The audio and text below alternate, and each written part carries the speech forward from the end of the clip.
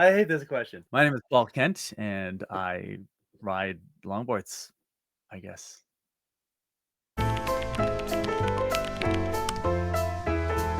I'm starting to edit videos for Pantheon. I'm working on a setup video for the Supersonic. That's one of the things that I'm trying to put together and trying to make it pretty and also engaging.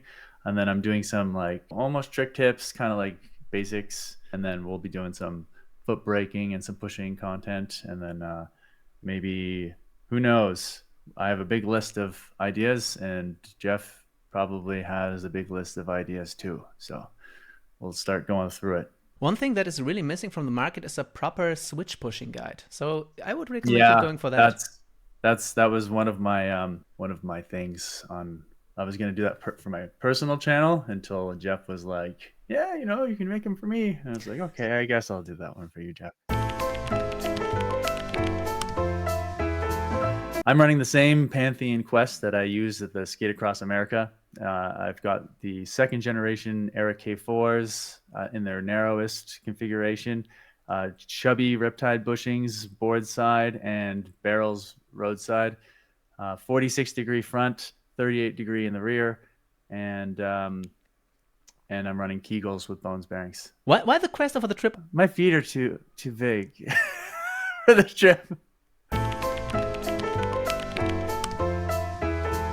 You know what one? I wish I didn't. I gave it away. I gave it to somebody who deserved it. Rain Amazon, like the Douglas DeLua version. There's like 3 riders that worked on it, and I was one of them. And we were considering turning that one into a pushboard. Yeah, one of the free ride guys wanted it to be rockered, and I think Graham wanted it to be rockered. So it was a little too aggressively rockered for actually, if I ended up actually riding switch, not just pushing with my off foot, then it totally threw me off. Like my front foot felt like this, and my back foot, I started losing my balance. So we didn't use that. But anyway, yeah, no, I really, really miss my Rain Amazon. I would top mount it, and it just felt so good underfoot. Downhilling with it, just so nice.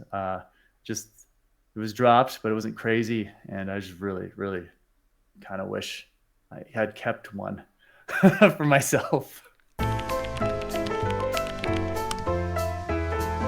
There was some weird stuff, man. Shoot, geez. Did I tell you about the porta potty story? I think I've told this one. No. Okay. So I was my very first skate trip. I'm skateboarding to Vancouver. It's like the last week of September, and I brought a bivy bag and like a thin American Army Ranger blanket, which is like for Florida. Like it's not a cold weather insulation piece. And I had no insulation. It was just a rain jacket and like a bike jersey, and then I had a sleeveless like mesh shirt. I'm backpacking up the Merritt Pass, and it takes 2.5 days to skate up from the bottom to the top. It's a decent amount of altitude. I got up to the top, and it felt like it was below freezing. I'm pretty sure my board was icing up at certain points, and then I had a foil blanket, and I had that shoved inside of my rain jacket, and it was the middle of the night, and I was just like terrified of bears because I had a ton of granola, and I was fresh out of like Ontario, and I didn't know really much about wildlife. So I'm scared to death that I'm gonna get like attacked by a bear if I like sit down or if I like set up camp. And I was cold. So I went. This is brutal. Oh man, I don't know why I'm telling you this. So I slept. This is something that the thru hikers do. Okay, they do this sometimes. If you're really cold, you can sleep in like in an outhouse sort of situation. It's a little bit warmer, right? It's shelter. Um, so I slept in they had these like fairly large, like nice concrete floored sort of like roadside bathrooms, right? And so I like went in there, set up my little ground sheet, put my sleeping mat down, and like baby bag, and fell asleep. And I was so cold and so tired. Um, I'd been shivering the whole time, but and so freaking terrified of animals because again, I knew nothing about them at the time. And then this guy comes in, and like this guy like kicks the fucking door open. Sorry, this guy kicks the door open. It's just this huge bang, and it startled me. I woke up and I just started yelling, and I remember I specifically said, "Boo, boo." I don't know why, but it was a definite B-U-H. And the guy was just like, "Oh," and ran away. And then yeah, no, I like got out. I was like, I'm so sorry. I got my stuff. You can use the washroom." And he's like, "No, it's okay. It's okay." He probably already went. He like jumped in his truck and like, uh, he had to check his brakes quick before he could go legally. So he's just trying to do it as fast as possible. Got his truck and freaking like sped off to get away from the crazy guy. Oh man. And yeah, that was embarrassing.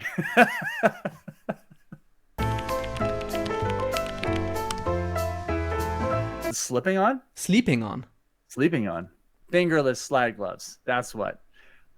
Hear me out. You can grab your board and it works. You lose your fingerprints, which makes robbing banks way easier.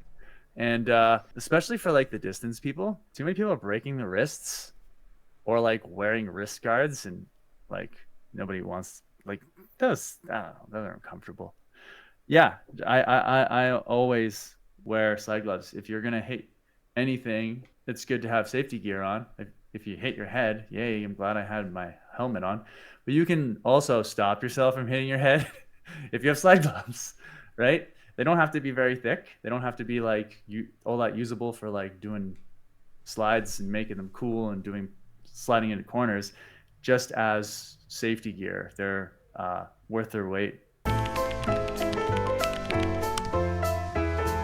I think the biggest thing with beginners is just sort of trying to figure out where to put their feet on the deck. I know it doesn't seem like that, but I see too much placement that's putting people in danger. I mean, okay, another thing would be we don't want to make this about biomechanics, but not enough people are using their toe flexor muscles, and they're too everted, it's called, where you're or pronated, and then that causes it makes it really hard to stand over the 1 foot, so you're less stable in the push. It also means you can't use your glutes and your hamstrings and your back as effectively. So again, you lose out on power and stability. I think people are intimidated to learn how to do some of the more technical things, but I think that they're really important to at least understand a little bit for safety. So knowing how to put your hands down with slide gloves, wearing slide gloves, being able to put your hand down for a like toe side corner or a heel side corner, and properly, and not having the feet slip off and do all sorts of weird things. I think they need to practice, like just on the side of a grassy hill, put their board down and practice like getting in those positions. Don't even need to learn how to slide. Just got to be able to do that safely. I think that people need to wear slide gloves, and I think people need to learn how to foot brake properly. I don't mean just be able to do it. Like you have to be able to do these at whatever speed you may accidentally find yourself at. So it does take a little bit of like a concurrent, like a continual practice and education. So just structured practice would be a really good way to do it. Maybe make one day of a week. If you're one person, you live, it's flat, doesn't matter. Like go to a big parking lot, push as fast as you can, and just practice it like every Wednesday or whatever, right? Every Sunday. A backpack. Does that count? I don't like waist belts anymore. They pin you down. You need to be able to rotate in case you need to slide, but even just cornering properly, you got to be able to disassociate your body from your hips, like keeping the chest down the fall line while the hips are more parallel with the or lined up with the deck. This is important. So being able to move freely and not have the backpack fight you is really nice.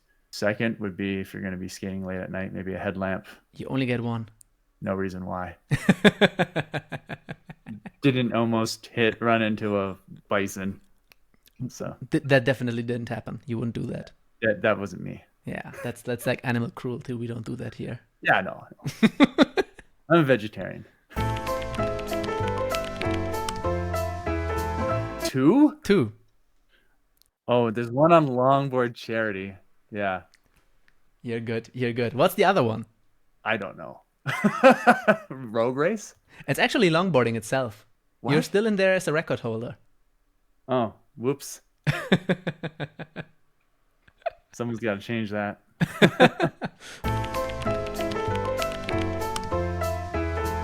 I think it's a bit tough for some of the larger, I'd say what would have been medium-sized companies. A lot of the large companies aren't around necessarily.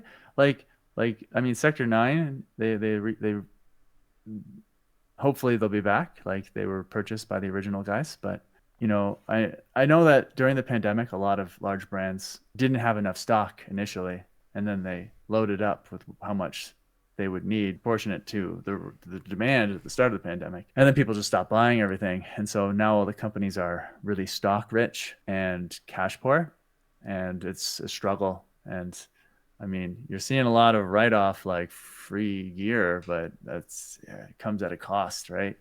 Unfortunately, it's also a little unfortunate that things are as expensive as they are. Like I know I'm riding around, I sometimes have ridiculously expensive setups, but one of the beautiful things about this sport is that it is far more affordable than most other forms of transportation. So it's kind of suck. I feel for people that might be not priced out, but have to wait longer to get into it because of a board costing, $400 or something. Aside from that, like I'm pretty hopeful. I think that we're seeing a rise again. The sport has always been like board sports have always been boom or busts. Like they have these waves, and usually the wave that kind of gets a sport on the map is before the one that makes it really big. So I feel like the next generation, if we play our cards right, the next generation of like competitive longboarders will have will enjoy the heightened popularity.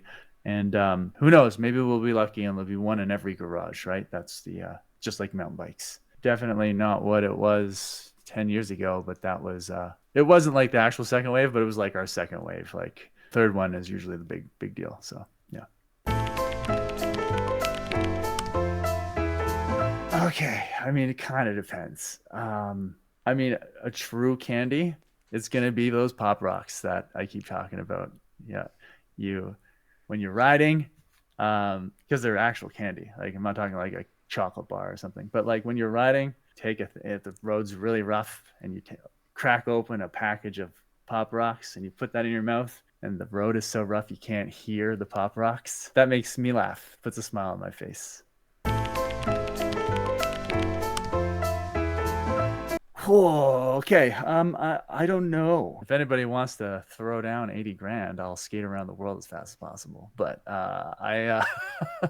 I'm planning another trip, and I've been talking to somebody and trying to get maybe see if I can get another person involved. I'm paralyzed by choice. Yeah, give me 1 sec. Go on an adventure. Doesn't have to be on a skateboard, but it could be. Yeah. You can also watch Michael and my videos to get some inspiration on what those adventures could be.